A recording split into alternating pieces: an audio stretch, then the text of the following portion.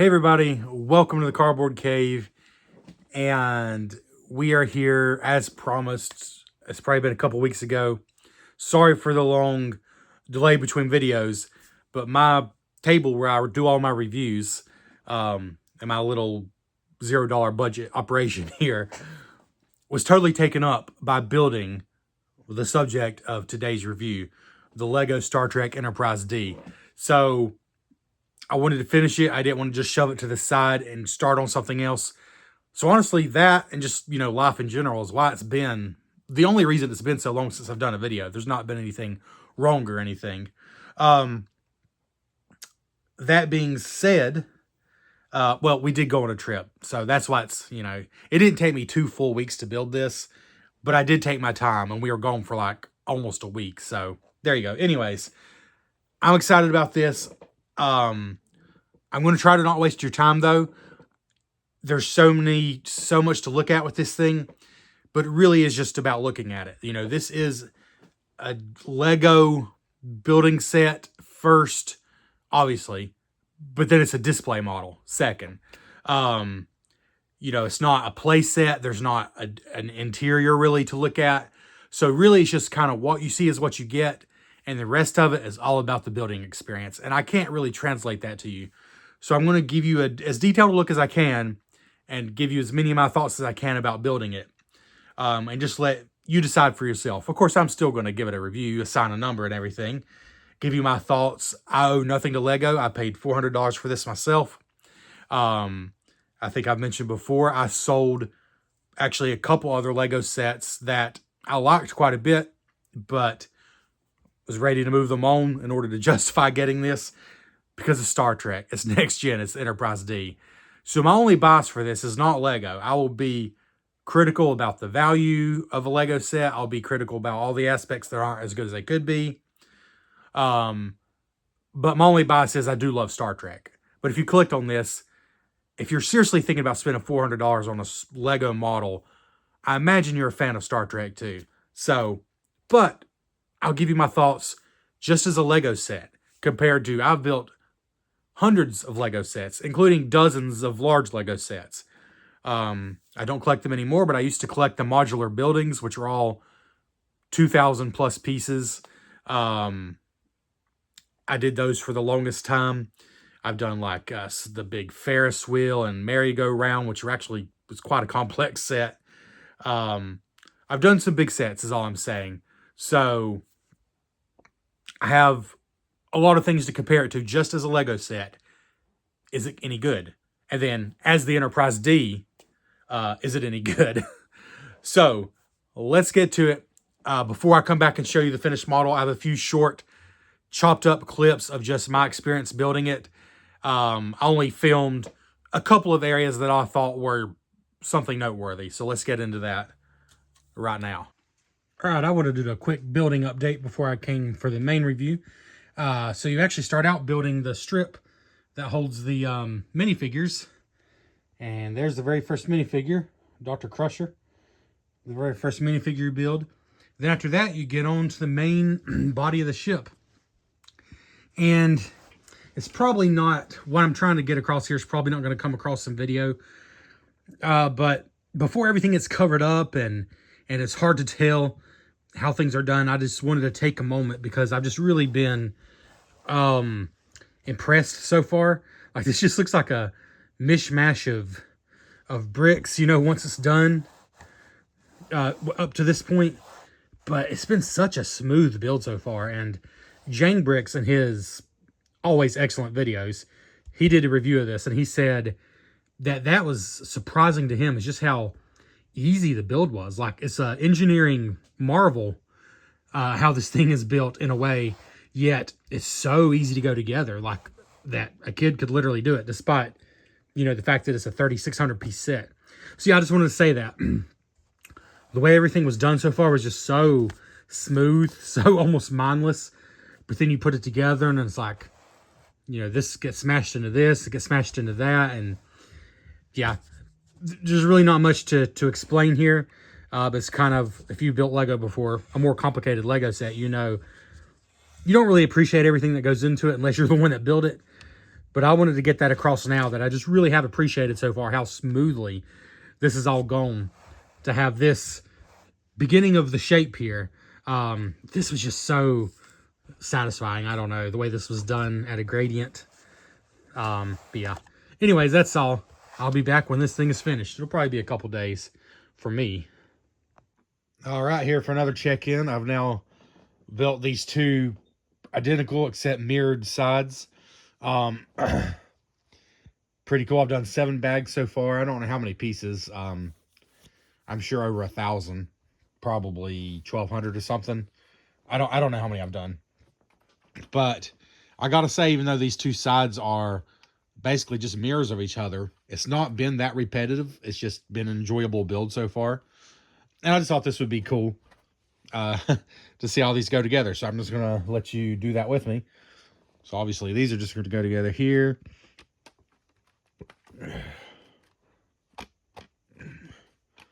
Okay. All right. So at the back, they just go in, but then for some added stability, we got just 2 of these things to put the halves together here. So it looks like one's going to go right here. Yeah, just right here. Let's see.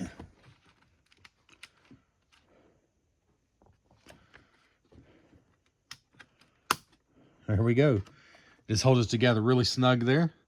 And then another one down here.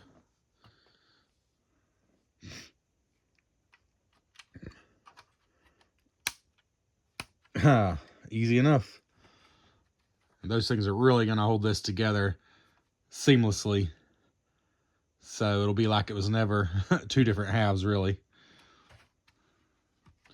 So yeah, that's what I got so far. It's just such a mismatch of pieces in all different directions, but that ultimately has given it the right shape, and it's just been a very enjoyable build so far. Just 0 complaints. All right, we'll see you again shortly. Okay, we're reaching another milestone here, starting to put the nacelles together. And I just wanted to point this out because this is kind of indicative of how the whole set so far has been built. Pretty soon I'm going to be moving on to the saucer section. I got 4 minifigures out so far.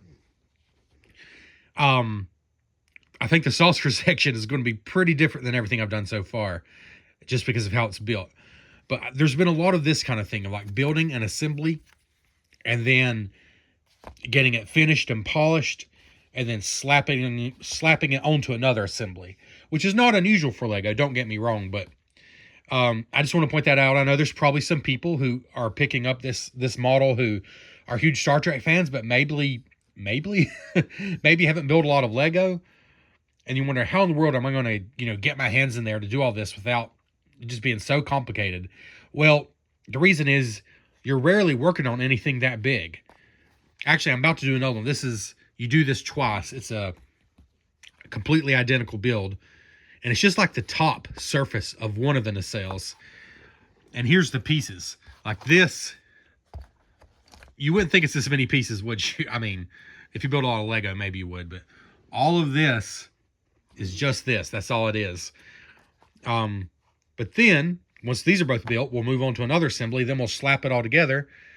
So you just end up with these complex shapes, but it's like you're building a rough foundation, and then you add another layer on top of it, and it just gives it the correct shape.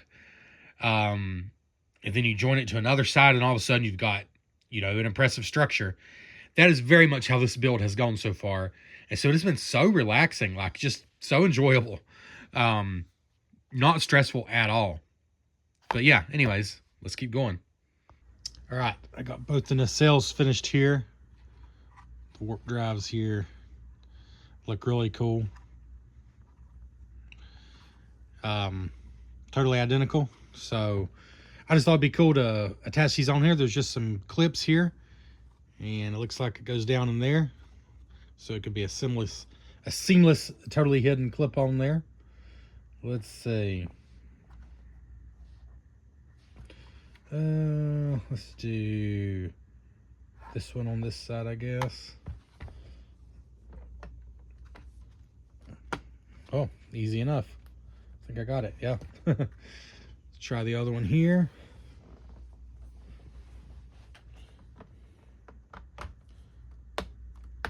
Piece of cake. Make sure I got both parts. Yep. Totally on there now. Cool. There's an nacelle zone.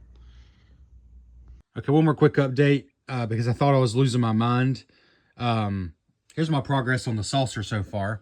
As expected, it is built in chunks that are then attached to each other, and it's really been very smooth so far. And as you might expect, a lot of pieces going into here. But I thought I was going crazy because I'm working on this, and you're supposed to do this twice.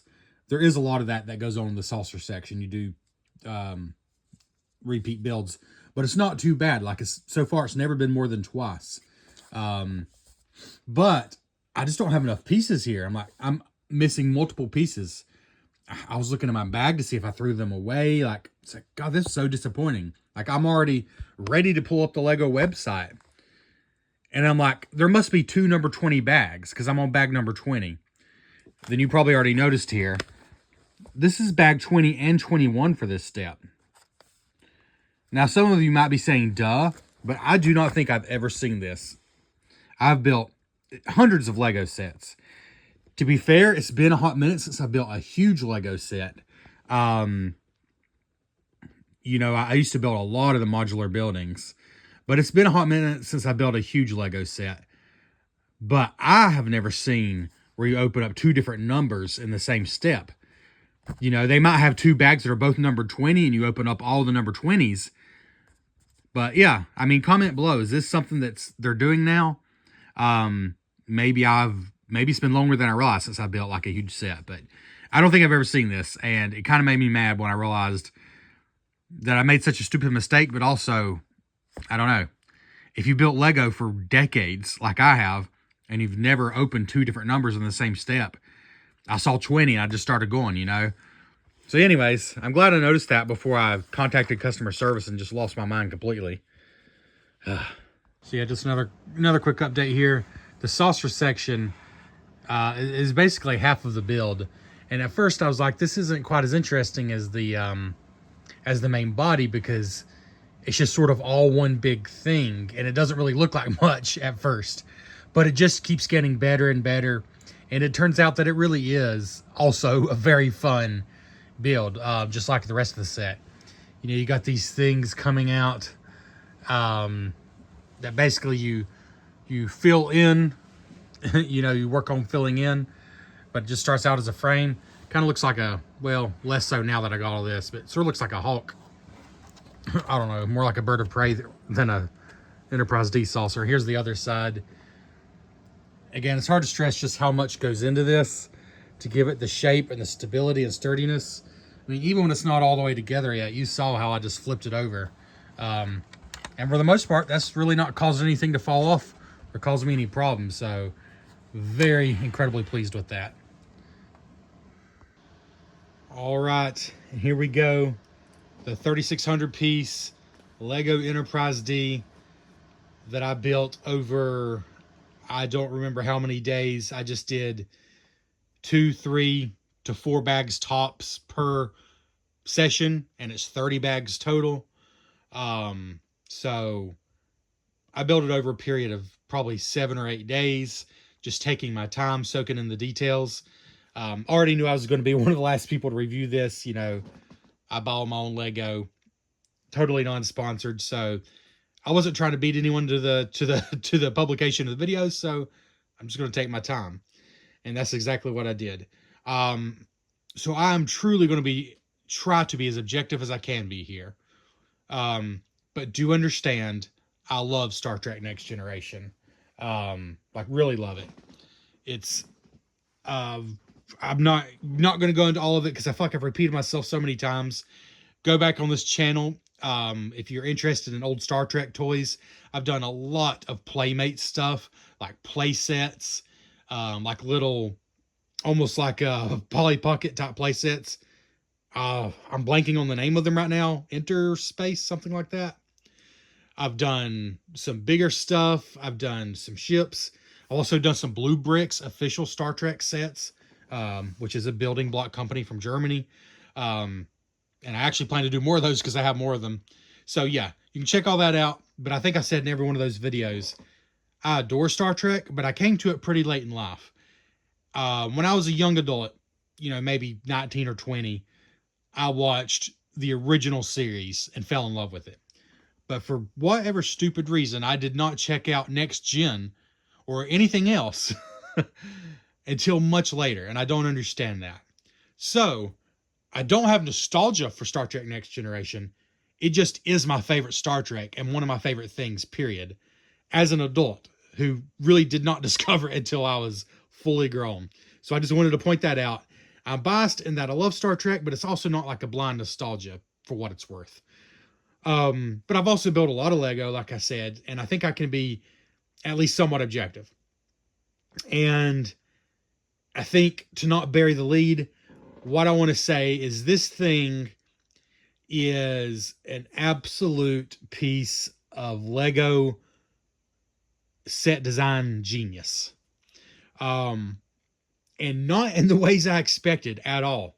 So what do I mean by that? And don't worry, I personally love this angle. I love the nacelles in the actual ship from the show and in this Lego model.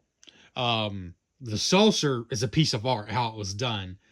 But I think all the images that Lego shows is like shown from the front or even the bottom. The bottom is the worst looking part. It's not bad. It's the worst looking part. I think this is a great angle, but of course I'm going to show you from every angle, and it does look good, really good from all angles, but I just like this angle. So that's how I'm looking at it right now. I love the nacelles. I love the shape of the body. But I'm going to get into all that. So what do I mean? It's a work of genius. So I think I briefly mentioned this when I was taking time to show the process, a little bit of building it. So this was a long build. I don't know how many hours it took me. Multiple hours. I'm going to say I sat down probably 8-ish times, 7 or 8 times total. And I don't know how long I sat down each time. I really don't, but it was probably about an hour. I mean, I really did take my time.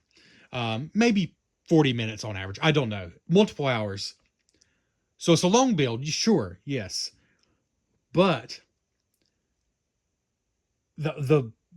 what I expected to be saying about this set is that it's a work of genius because it's such a complex build, and oh, how did they think of this? It's so complex, and it blew my mind. Oh, it does blow my mind because it is so smooth. It's such a smooth build, particularly all of this. The saucer is not as simple as the rest, but I'm not just saying this. And I mean this as a compliment. I hope you understand that I mean this as a compliment. The saucer, okay, it's its own book. The saucer and the plaque is one book. The body and the display stand, which is included, is one book. In other words, roughly half. It's not exactly half, but roughly half of the pieces, give or take, is this plus the stand, and the other half is the saucer. As thin as this is, there's a ton that goes into it. And it is not anywhere near as simple as this, but it's still not like a frustrating, rough build. And it looks like it would be. It really does. 3,600 pieces. Like, there's so much. It's 18 plus set. Excuse me. But I just couldn't believe it. When I was putting, especially the whole first book, when I was putting together, I actually had the thought that the Lego Speed Champions, which are cars I mention all the time, I don't think I've maybe reviewed maybe 1 or 2 of them ever on this channel, but they're sets I enjoy. They tend to be 250, 300 pieces. They're not big sets.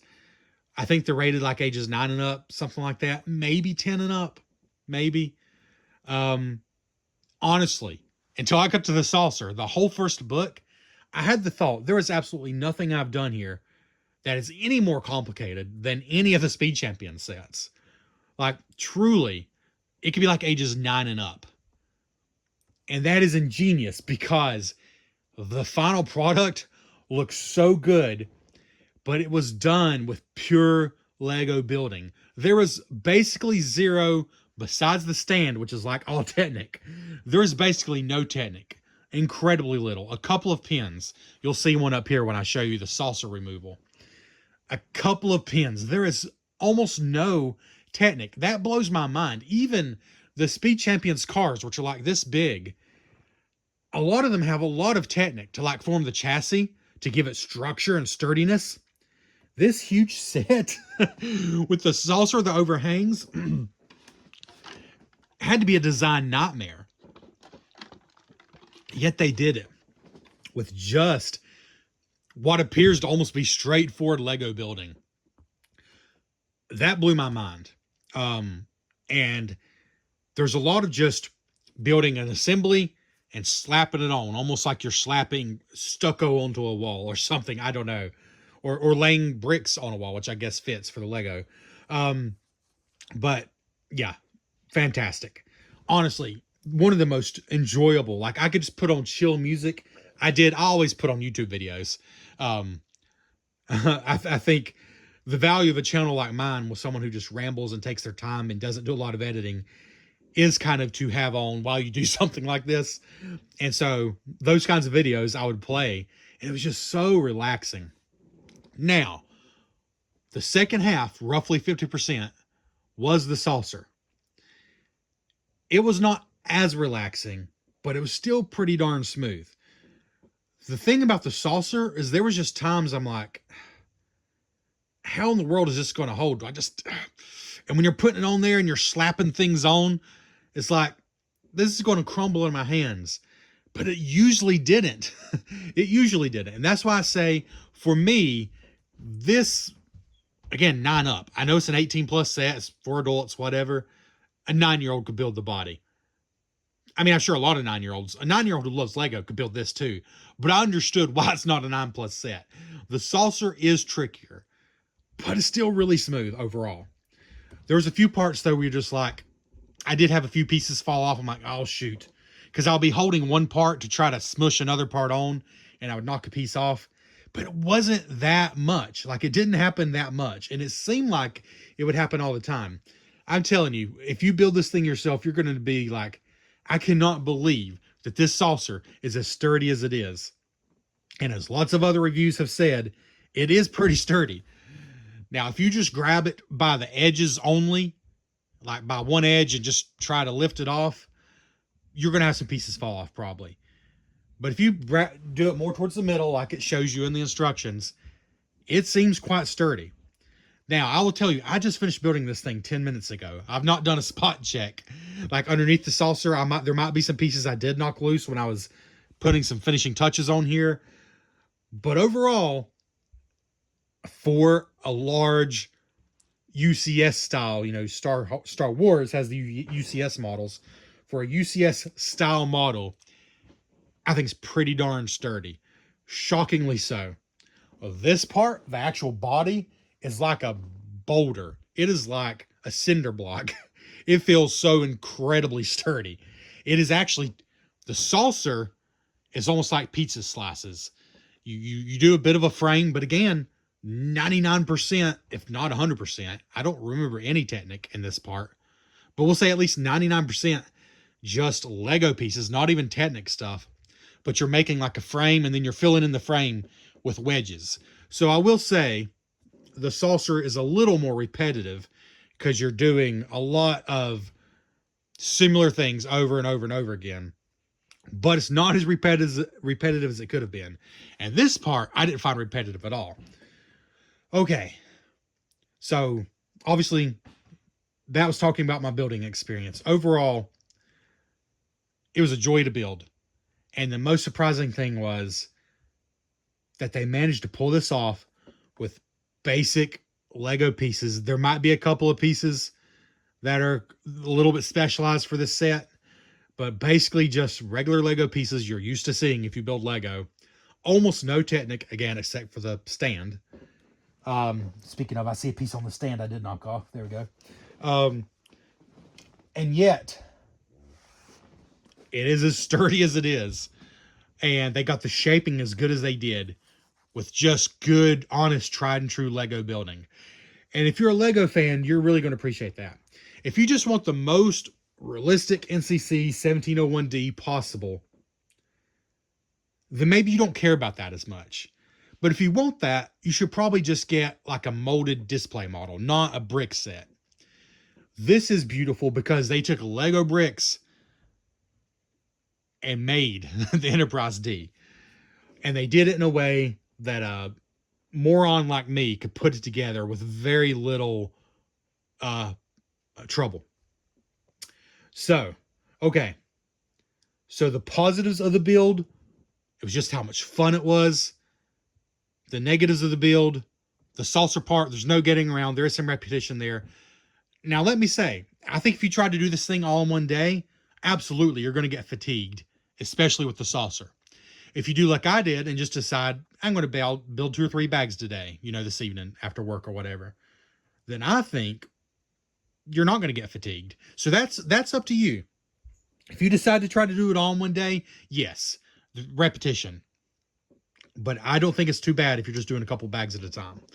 And it's a great build.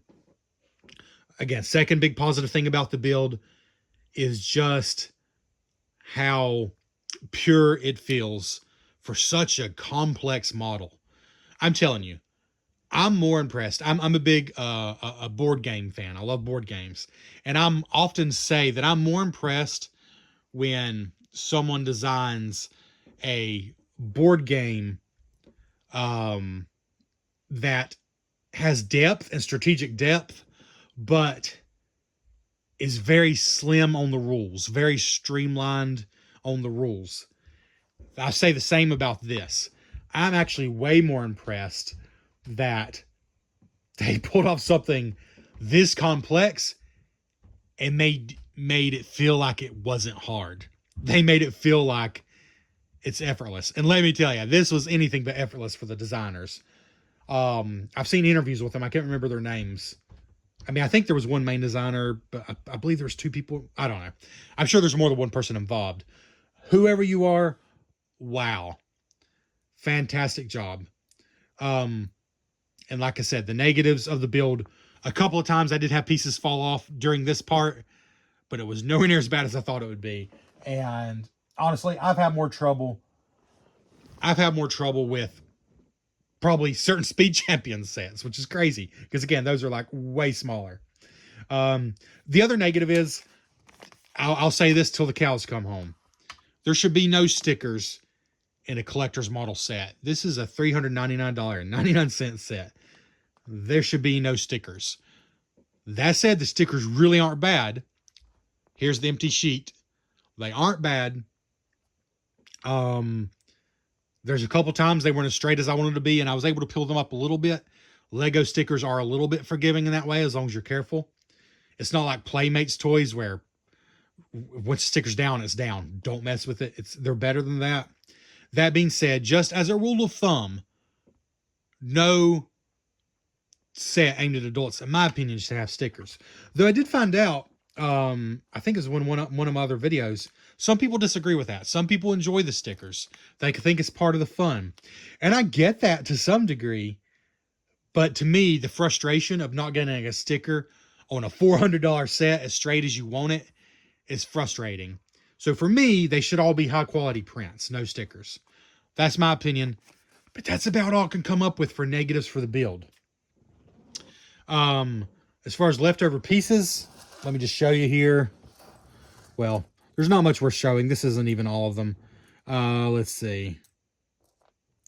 Just, the kind of small things you expect. However, one of these, it came with 3. You only used 2. That's a little unusual. These are a little bigger than what I'm used to, but those are extra. Pretty much everything else you would expect. Got one of these. Let's see. Golden binoculars.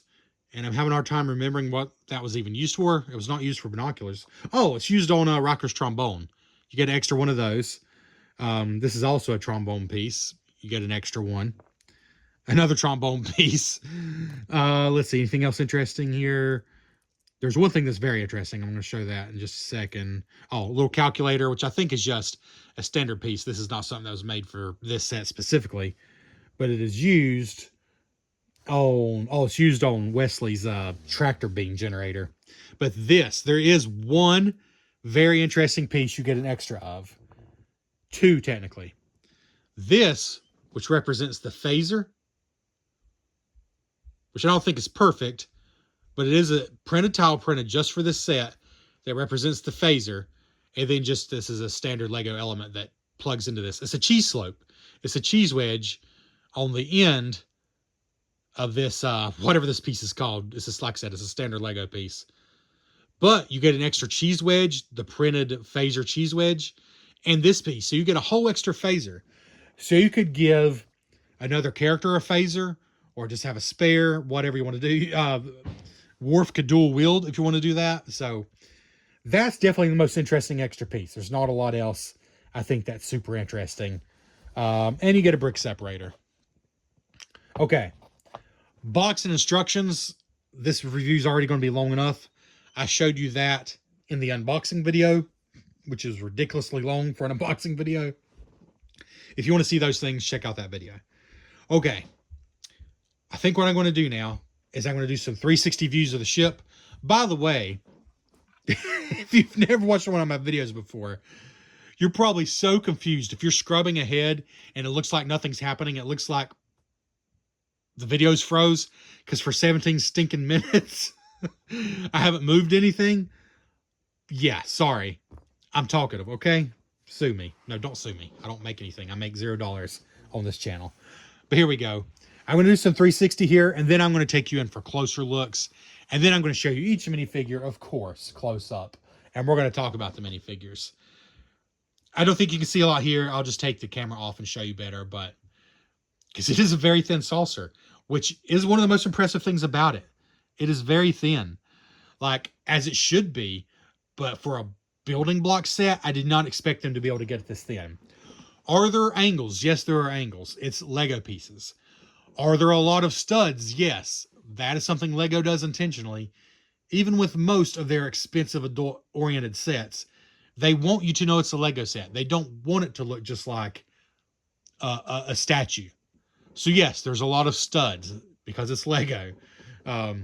Could they make these exact same pieces without studs on top? They can, and in many cases they do. But they want you to see studs. That's Lego. So we keep going here. Not a great angle here, but like I said, we're going to show you from all angles.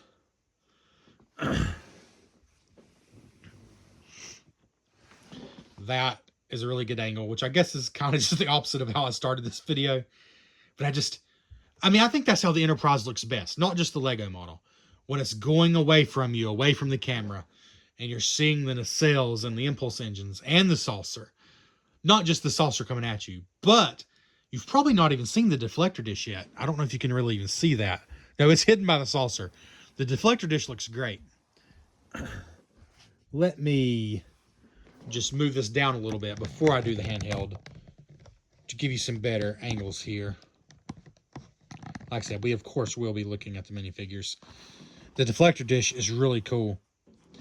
It uses two Speed Champions windscreen pieces that are printed on the top, and then you put them in here so you're actually looking at the side that's not printed, but it gives it a cool look, I think. And see, there you go. There's a much better angle. You see, it does look good from a dead-on angle as well. It's not just like the going away angle that looks good. It looks good. I think it looks good from every angle. I mean, I love seeing the blue there. In fact, that might be the only, I try to decide how I'm going to display it. That might be the only downside of displaying it where it's going away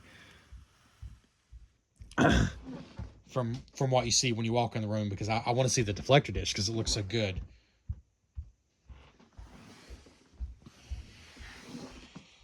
So we're going to show you several angles here, but then we're going to get a handheld cam for a closer look. But actually, before we do the handheld cam, and we're going to do the minifigures last, so yeah, I guess if you want to scrub the video, go ahead. I need to show you the straight up heading away view here. And then before I do the handheld cam, I need to show you the salsa removal feature and underneath, because that's going to be hard to do with the handheld cam. So like I said, I will show you some closer ups, but all the things I need to manipulate, I need to show you now. First of all, before I forget to comment, I know some people have complained about the random like beige. I'm not sure if that's beige or if that's the exact color, but the beigeish color, the tan, whatever it is, that's all over the saucer. Some people complain about that. They want a purely gray ship. That is not how the Enterprise D looked. And I actually saw someone point this out. When they made the next gen movies, they apparently repainted the model to be all gray. But if you look at the actual Star Trek Next Generation show, which is this is directly from, it was not an all gray ship. There were these lightish brown spots. And I'll be honest, I'm not the specific kind of nerd to know what that represents. I don't know if it's supposed to be panels that have been replaced from wear and tear, or if it's specific designs that the ship was built with new. I think I always assumed it was like replaced panels and things to show it had been on some journeys, but I might be wrong about that, because why would the replaced panels not be the same color? But whatever the reason, that is how the real ship looked, or the ship from the show looked. So that is not an accident. I want to be very clear about that. I love this angle too, the almost from the side, but slightly, to an angle there. But like I said, we're going to show you more close up. One more time around here. I do not have a big enough turntable for this thing. I think it would break my little turntable I have. So that's why we're doing this very professional turning here. Okay, so let's show you a couple things. There's some Easter eggs. One I'm not going to show you. It's down in here. You've got to take part of the set apart. It literally is not really meant to be seen once you've built it. It is an Easter egg that you hide like a time capsule. What is that Easter egg? Well, if you watch my unboxing video, I pointed it out on the sticker sheet. It is a plaque that is supposed to be the plaque that is actually hanging up in the Enterprise. It's seen in the show. But Lego in the initial print run misspelled boldly to say boldy, to boldy go where no one has gone before. Very unfortunate mistake. It's hilarious, but it's literally buried in there. You'll never see it again. Honestly, this is kind of embarrassing because I just built this thing myself over the last week or so. I had to watch someone else's video to remember, like, how do I even get to that? Well, come to find out, you really can't unless you take a few pieces apart. And I'm not going to do that. If you build it yourself, you can discover it yourself. But that's all it is. It's a little plaque that unfortunately has a misspelling. If you get this, email Lego customer service. They will send you a new sticker sheet. Supposedly they're sending mine. I don't have it yet. I've heard that the new sticker sheet, the sticker is lacking a little bit of the detail, which is crazy that they messed up twice. I'll be honest with you. I think it's kind of funny. It's embarrassing on Lego's part, but it does not bother me because it's hidden. It's in there. It's kind of funny. If I ever take this thing apart, maybe I'll look at it and laugh. Spoiler alert, I guess, for my final thoughts. I don't think I'll be taking this apart unless I get really, really hard up for money. But there are other Easter eggs. First of all, hidden here in the nacelles. And I'm probably going to mess this up if I try to take it off. Well, yeah. You have to take my word for it. Hidden in here is white, green, and red plates that you don't see. Like, once you build it, it's gone. But what that represents is Octan, which is a fictional Lego oil company that I don't think they use anymore. I don't know if they think maybe it's in poor taste to like have their own oil brand, but used to, there were sets that had this green, white, and red logo. That was Octan. It was their like fuel company. And so the joke is that Octan is fueling the Enterprise. But there's one more that's a little more on the nose, I guess, and you can access it more easily. And that's behind this impulse engine. And I'll be honest with you, again, being fully honest here. I was like, why is this so loose? Why is this so easy to come out? Like, and I honestly was looking to see if I built something wrong. I mean, it's fine, but it's like, there's something here. Like, what am I missing? But I looked in there, I'm like, no, there's really nothing interesting there. All you can see here, this is one of the clips that helps hold the two halves of the ship together. There's actually, I think, 3 of them total. But it's like, why is that so easy to pull out? I had to look at someone else's review, and they pointed it out to me. It's this. It's it's an octane canister right there. An octane canister there with the colors you can see. And it's just the idea, because it's hidden behind an impulse engine. So the idea is that Octane, the company Octane, which is, again, a Lego made-up oil company, they are the ones fueling the impulse engines. Or maybe the whole ship, I don't know. That's the joke. It's a little inside joke. It's corny. It's easy to miss, but I thought it was worth pointing out. So, let's do the saucer. Okay. So, like I said, I did this several times while I was building it, so I'm not too nervous about it. Because even when it wasn't totally built, I never broke it doing this. But I actually have not tried this once it's been fully built. So first of all, up here, because I think this will be hard to do once we do the handheld camera. So let me show you this. This represents the little shuttlecraft. It's a simple Lego piece with a cheese wedge. Looks kind of like a shuttlecraft. Why does it have this brown thing on top? Because that's a pin. That's a very important piece. It is for looks, but it's also an important piece. So this is obviously a shuttle bay. And this shuttlecraft is perpetually coming in for landing. So I like that. You may not like it. I like it because it's such a clever way to hide what is actually an important aspect of the build for stability reasons. That, again, is just kind of ingenious and frankly mind-blowing. This is so much Lego. This was roughly 15 bags of Lego. I don't know how many pieces were in this, but again, it was roughly half of the instructions. One whole book was just the saucer. So I'm going to guess out of 3,600 pieces, probably anywhere between 1,600 and 2,000. I don't know how many exactly are in this. A minimum of 1,500 Lego pieces, I would say. I'll be willing to bet it's not less than that. And yet, I don't understand how it's so sturdy. I don't understand why it's not falling off. Because it's brilliant. And so when they can trick you, like usually when I build a Lego set, I'm like, this is so cool. Look how this works. I can't really tell you exactly why this works. I would have to really think about it. Then maybe I could. And to me, that's ingenious. But enough yapping. Stickers. I should point those out when I can. I'll try to remember when I do the close-up. There are good prints. There are stickers. This is a sticker. And it's the only kind of strange one in the whole set. Because it's this big plate here. And it doesn't, like, there's no guide. You just got to look at their picture and try to put it right in the middle and to where it's, centered. Because there's extra room on the right and the left side. And the top and the bottom, obviously. Usually with Lego stickers, those are more of a guide. This is more of a Playmates style sticker. But, luckily, I got it pretty good the first time. And then that's the only one. The rest are really quite easy to put on. But this is a shuttle bay. And there's another shuttle in there. As simple as can be. And this one doesn't have the white, the peg in it because it doesn't have the function. By the way, like this is one of those things. Why didn't they use a white one? In fact, I'm just now realizing that. Why didn't they use a white one? Do they want it to stand out? I'm going to see if they make that piece in white. I assume they do. If they do, I'm going to replace that. Why not? I mean, but whatever. But anyways, you got one here parked in the shuttle bay, and it just sits there. It's actually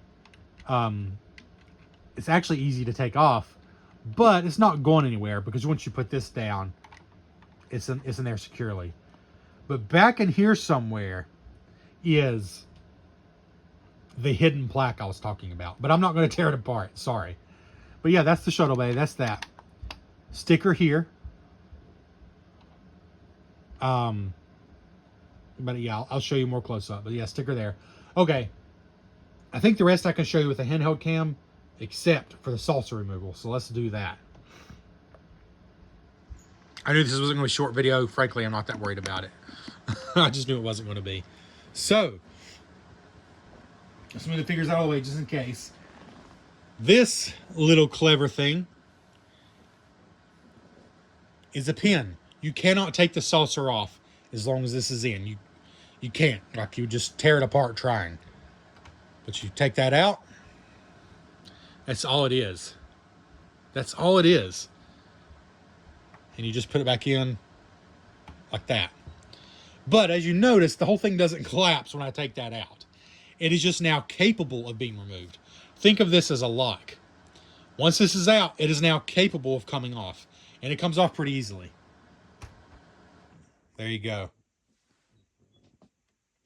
And now I think is as good as time as any to show you both parts. I got this in my hand now. So this is heavy. Oh my gosh, this is amazing, y'all. I mean, I'm not a Lego shill. If you watch my review of the Shire set, I said I really liked the set overall, but I had some serious flaws, and it was simply overpriced. That's probably the biggest set I've reviewed on the channel. So I'm not, and I love Lord of the Rings. So I'm not just saying this. As a Lego fan, I cannot believe what I'm holding in my hand, which is really starting to tire my arm out already. I cannot believe this rests on this and doesn't collapse or fall off. And is locked in by this. I expected some kind of crazy Technic system. There just isn't one. Okay, so yeah. See, pretty darn sturdy. I recommend not grabbing by the edges, okay? But you do what you want to do. I recommend not doing that. Pretty dang sturdy. Oh, while I'm remembering, print. Thank goodness that's a print. Because that is the most important one, I would argue, on the whole ship. And I'll show you with the handheld cam. But print. This back here at the shuttle bay is sticker, unfortunately. But that is print, and that's important. Here, let me turn it around. Oh, I did pop something off, but that's okay. I wanted to. Just not yet. Yeah, print. Okay. I popped off the captain's yacht. So let me go and show you that, which is something on the underside of the saucer that was basically not used in the show from what I remember, but that's what that represents. The captain's yacht, like his little special ship. And it's on the back of a shield, which is kind of fun. But now, let's flip that over. And you see how that just clipped in there, so let's put that back. Now, underneath, we do have the NCC 1701D as two stickers, actually. I wish they'd done this as prints, but at least it's underneath, where I would argue it's nowhere near as important. But there we go. All right, so I'm showing you underneath here. Sorry, I was saying this is probably the best view you're going to get of the underside.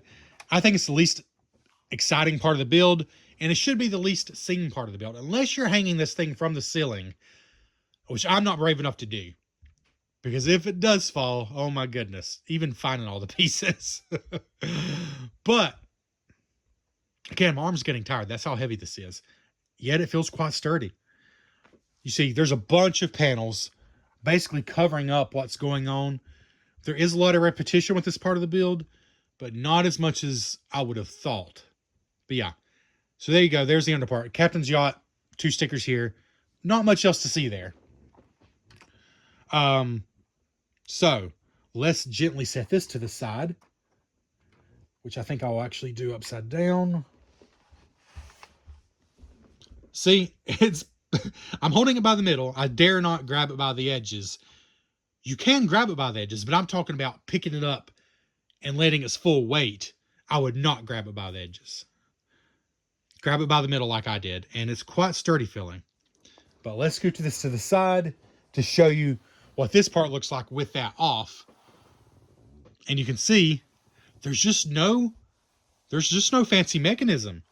It is literally this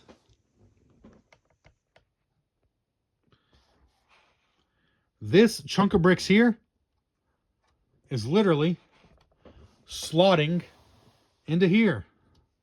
That's it. There's no fancy tricks going on here.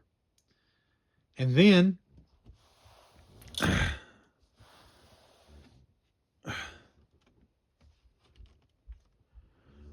the whole thing is somehow locked, and you can't even see it. I mean, there's the hole, but honestly, I don't even understand how that works, if I'm being perfectly honest. I don't quite get it. I can't remember what's under there, but for some reason, when you put that in, oh, duh. See, it's so simple. It's brilliant because it's so stinking simple. The reason it's locked in is just because you're going through both holes. That's it. That's as complicated as it gets. What do I mean? I mean, you're going through this hole on the saucer and this hole on the body. And that's why it's locked. That's it. So you got Lego bricks tucking in under here. And then you got the pin that's going through the saucer, and this, boom, you're locked. It's so simple. I cannot believe it holds that well. Okay. You know what? This might be as good a time as any to look at the deflector dish here, because we don't have the saucer kind of creating a shadow. I really like that. Again, it is 2 Speed Champions windscreen pieces. Put in back to back and upside down. So you're actually seeing the unprinted side, but it actually gives it kind of the correct look. I really like that. I think that's great. Yeah, I love that red, translucent red they use for the nacelles. And the translucent blue as well. Love that. But let's do a handheld cam because I think I can give you a better look. Here's your final look at the ship and saucer separated.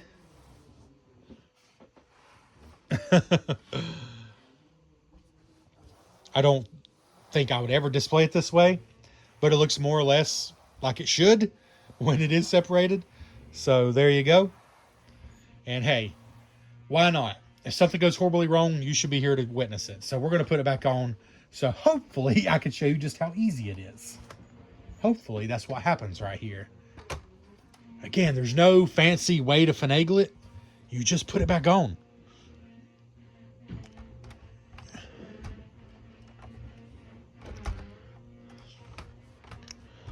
Like I said, you just put it back on. I've not had this much trouble every other time. This, of course, is because I'm recording. I got it at a weird angle here.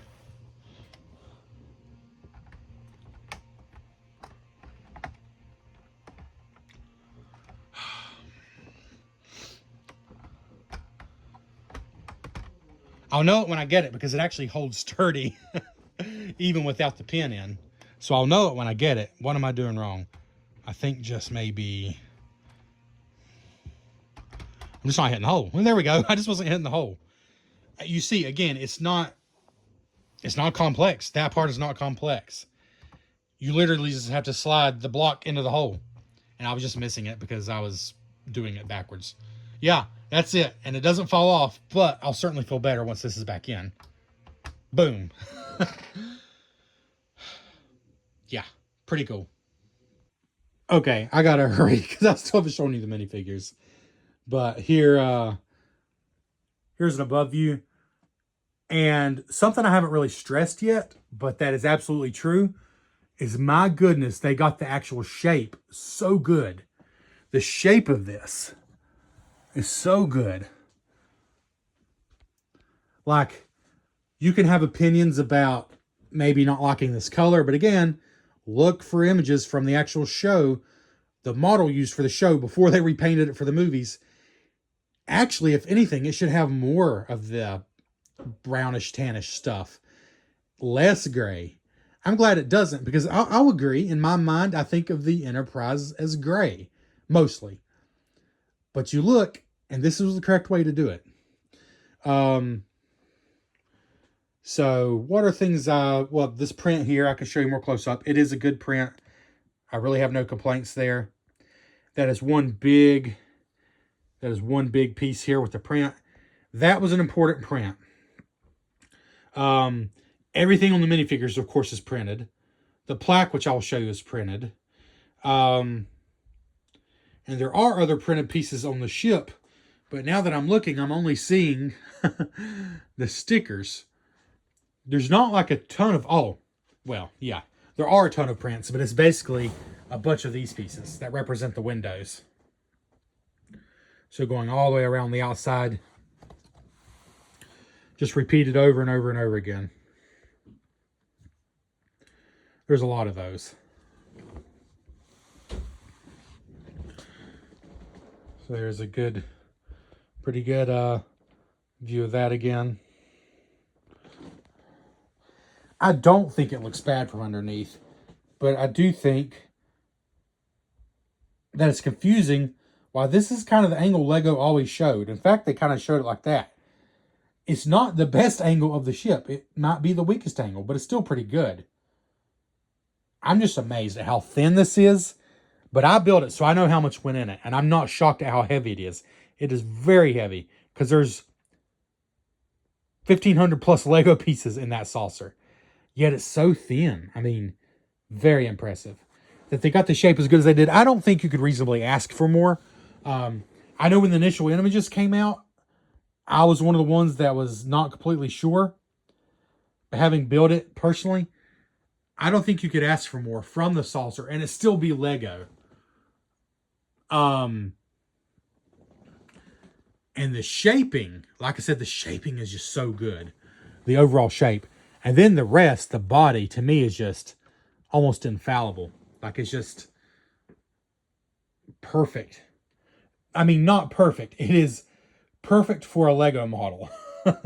You know, it is not, it was never going to be perfect in the sense of a perfect one-to-one. It was never going to be that. Oh, shoot, almost forgot. This was just done so well and so simply to get this curve here was so done so well. To get this general slope was done so well. The nacelles, the way they were built was just fun and done so well. The whole neck of the ship here. This. You almost can't tell it, but it's like a gradient here. I can feel it when I rub my fingers over it. It's a gradient, and that was done so well.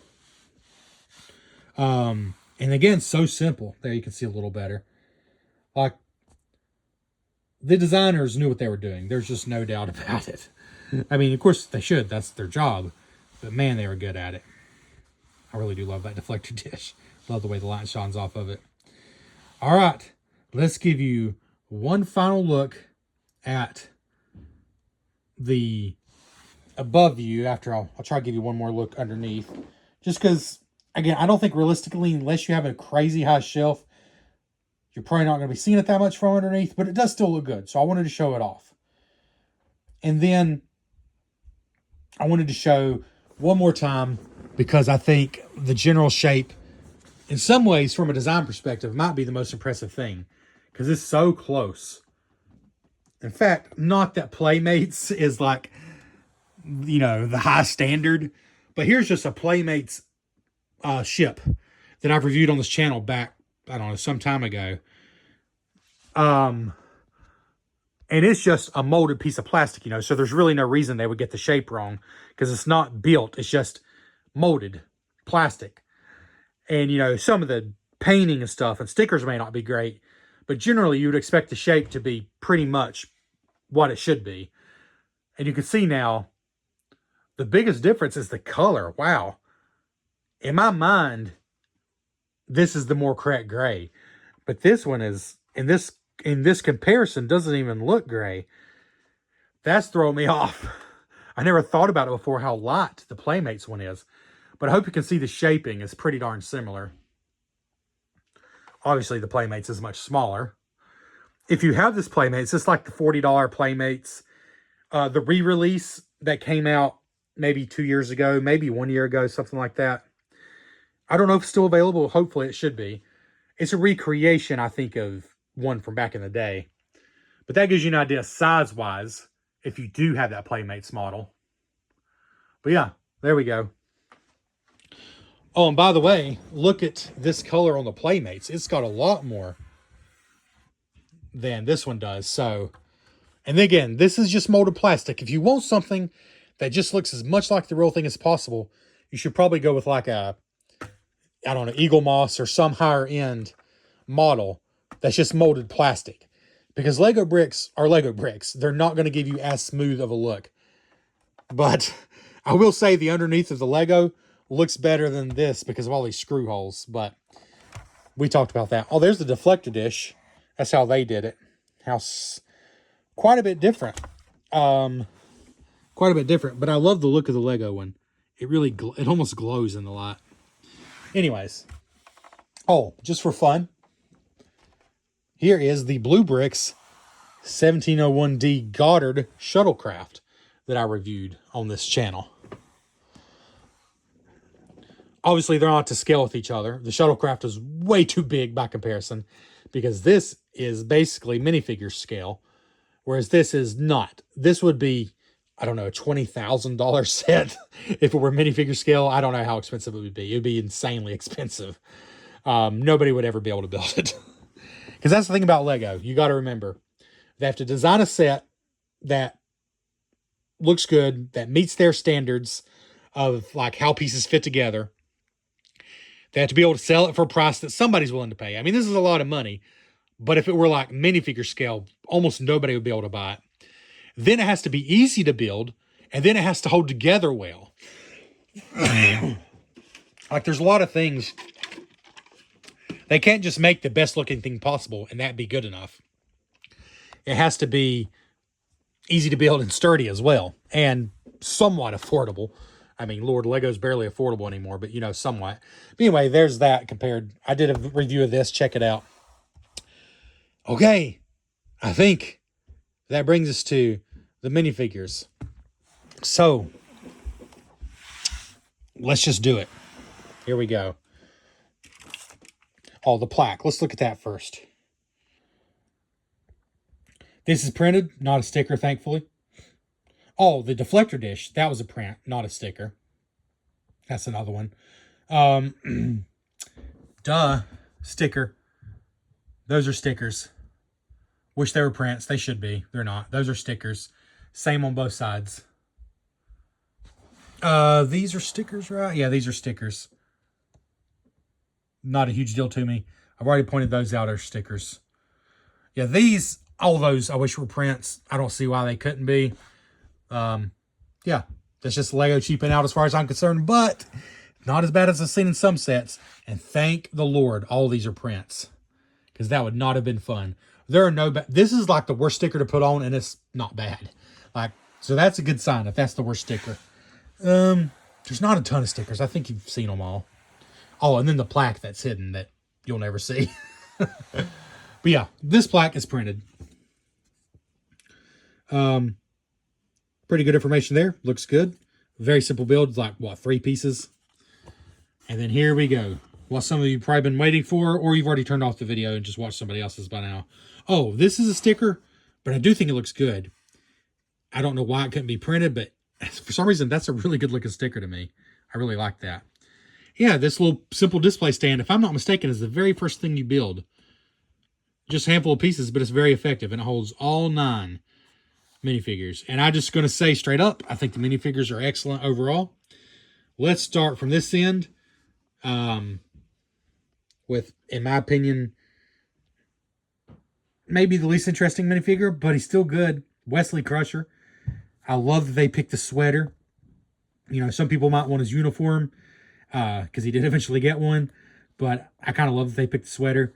And this is his generator, like a handheld tractor beam generator. I don't really remember what that looked like from the show, but seems to be a pretty good idea of it.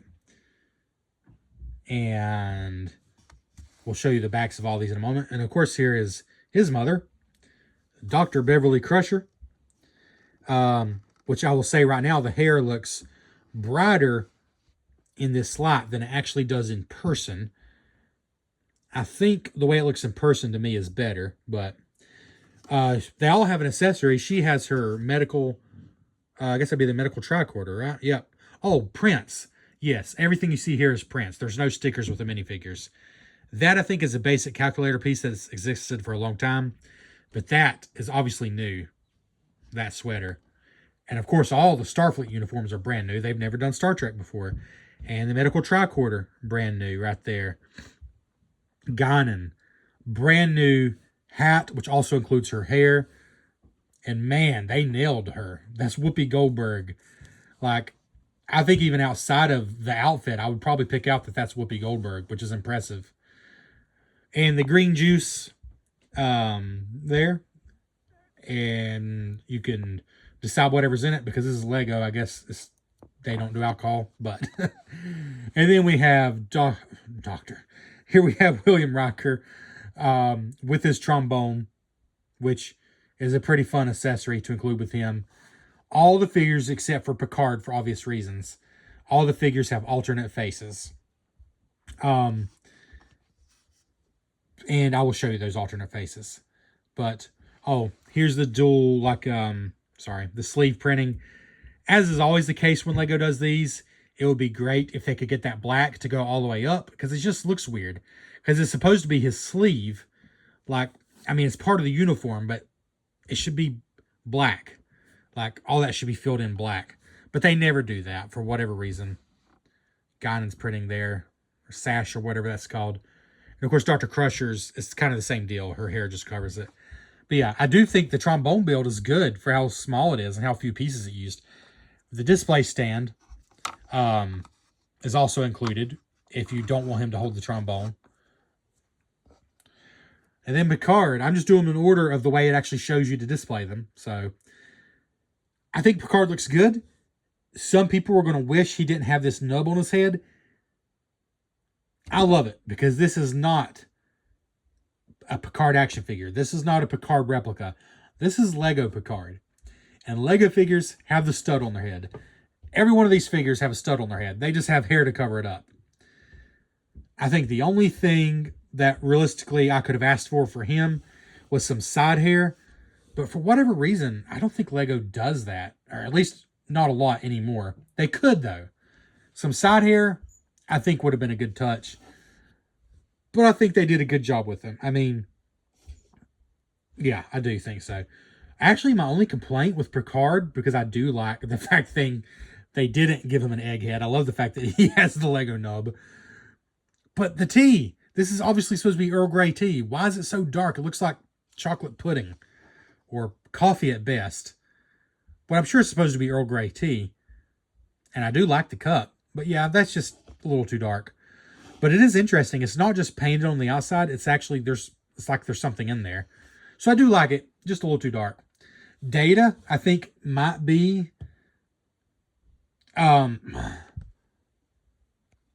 most questionable figure because of the eyes. Data did have, obviously, sort of like yellowish eyes, but he, of course, had pupils.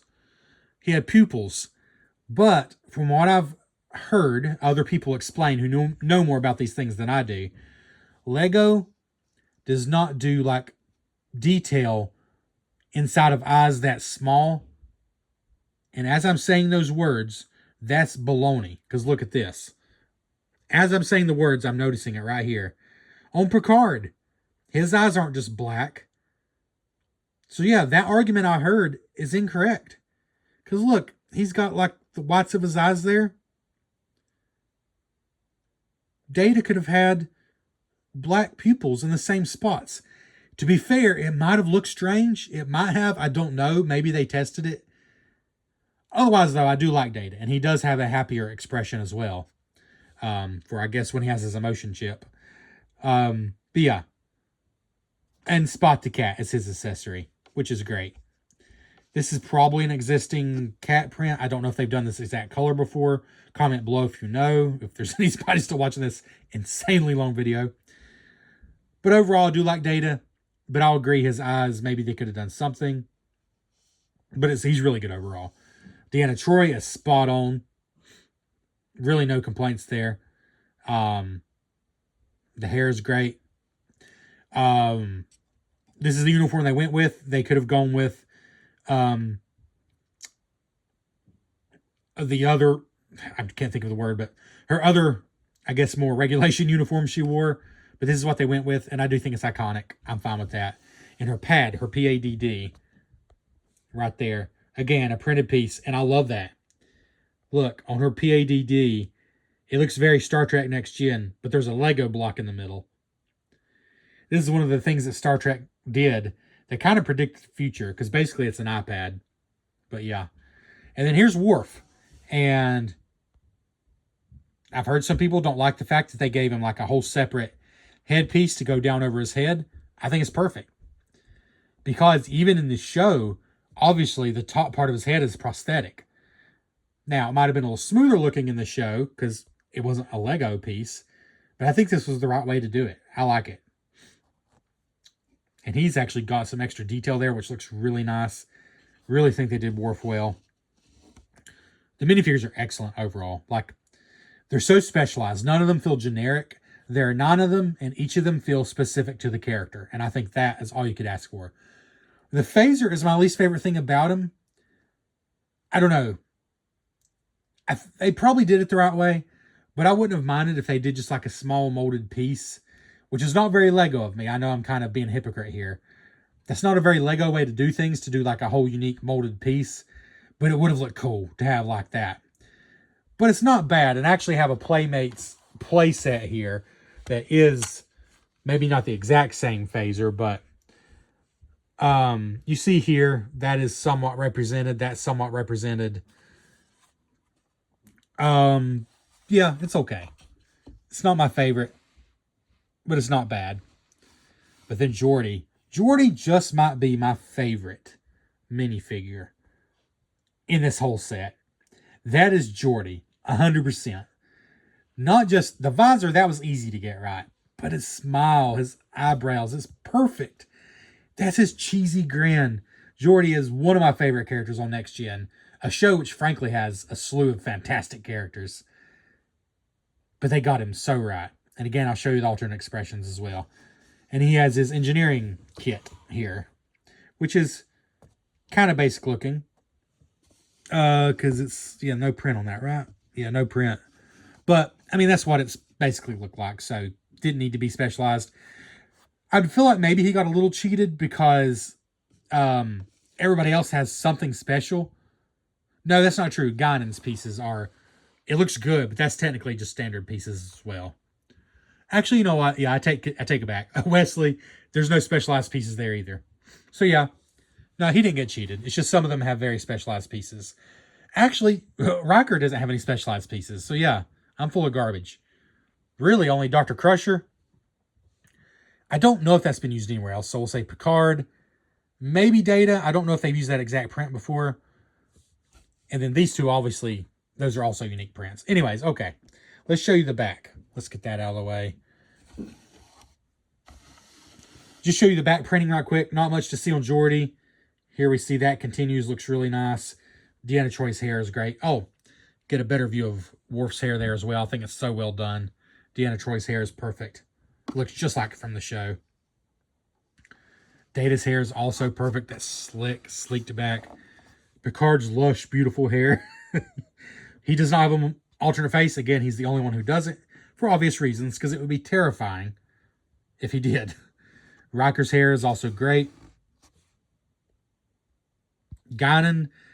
I said Geordi might be my favorite figure, but honestly, Guinan is very impressive. That hat. I mean, they nailed it. They nailed it. There's just something about Geordi's expression that just feels so warm and wonderful to me.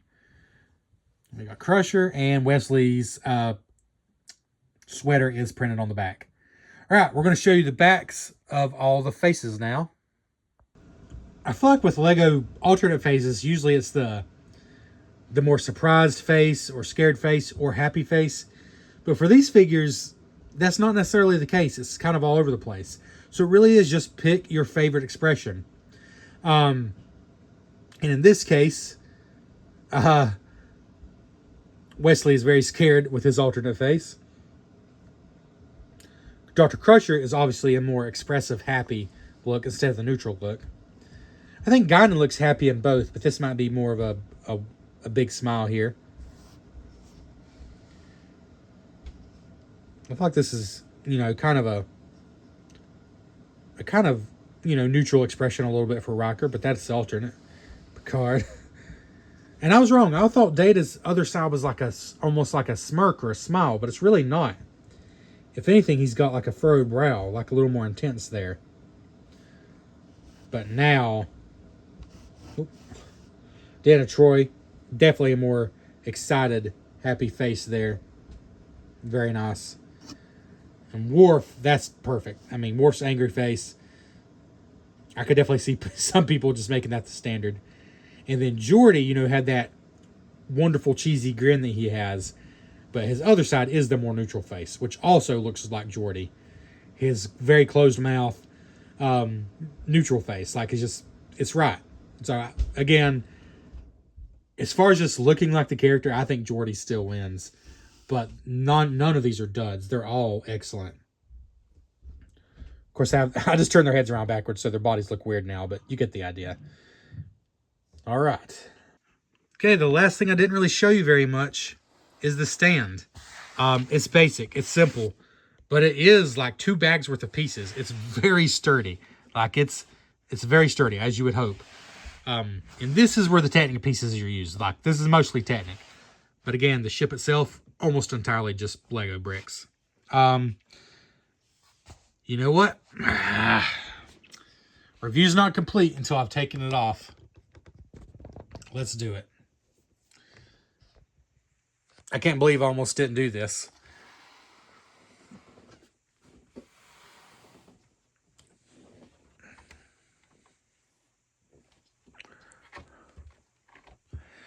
Just lifts off. And now I wish I had a third arm so I could back the camera out. But yeah. There you go. It's pretty dang heavy. I am holding it by the middle here and by the middle of the saucer, and I think that's the way to go.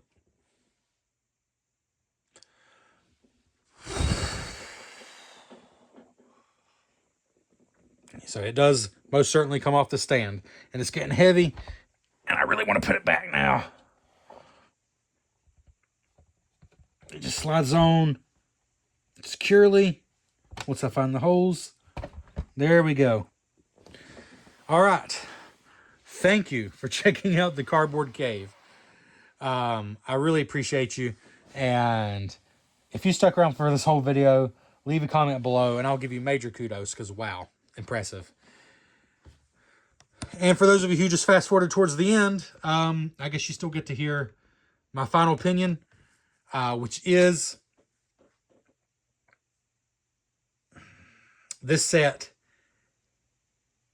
is expensive. For me, there's no question I was getting it because it's the Enterprise D. It's Star Trek. It's Lego's first Star Trek set. By the way, I will be reviewing the shuttle pod separately, but this is already too long. 9 fantastic minifigures with basically no complaints there. There's always things that could be better. I think mostly the arm, like the sleeve prints, should go all the way up, but that's expected with Lego. Not that they can't do better, and we can't ask them to do better, but that doesn't surprise me. But otherwise, basically perfect minifigures. I could not be happier. My only negatives with the set are that I don't think any set aimed towards a collector market should have stickers. You should do all prints, but the stickers aren't bad. I just have to say it to get it out of my system. Other than that, I mean, gosh, like I said, it even comes with a stand. I mean, I don't know what else you could really ask for. I mean, I guess there's plenty you could ask for, but I mean, a cheaper price. I mean, that's all I could ask for. I'm trying to realistically think of criticisms. The build was so enjoyable. You cannot get away from some repetition with something like this, but it was still very enjoyable overall. You see me now, klutzy me. You've seen me take it totally off the stand. You see me separate the saucer. It's sturdy. The build's enjoyable. The look, I guess, is subjective, but I think almost objectively, it just looks like it should. Subjectively, I love the way it looks. I love the way it looks. But there's some subjectivity there, sure. So that's going to be for you to decide. But I kind of love it. I could give you some measurements real quick. But as far as a score, for me,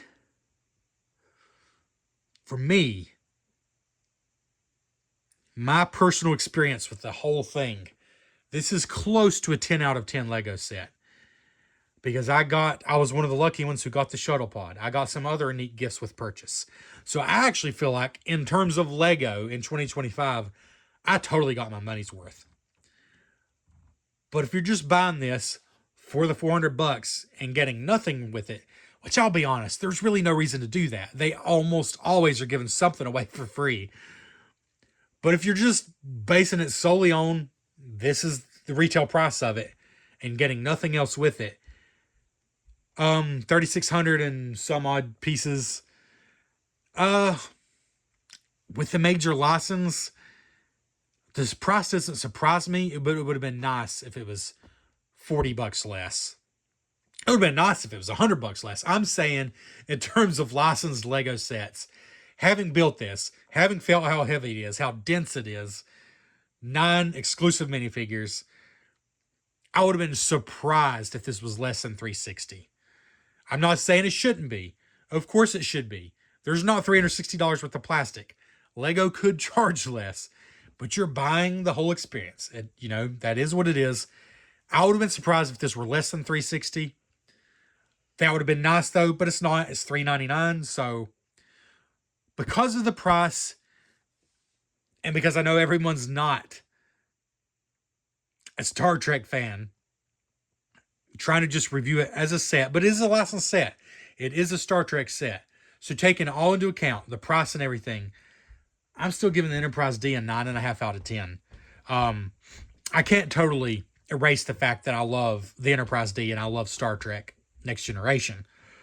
The fact that I love these minifigures because I love the characters. I can't separate that completely. But I'm taking every Lego set I've ever built into account. This is one of the ones that surprised me the most. But again, in the opposite way that I expected, and that it actually was so smooth and seamless overall.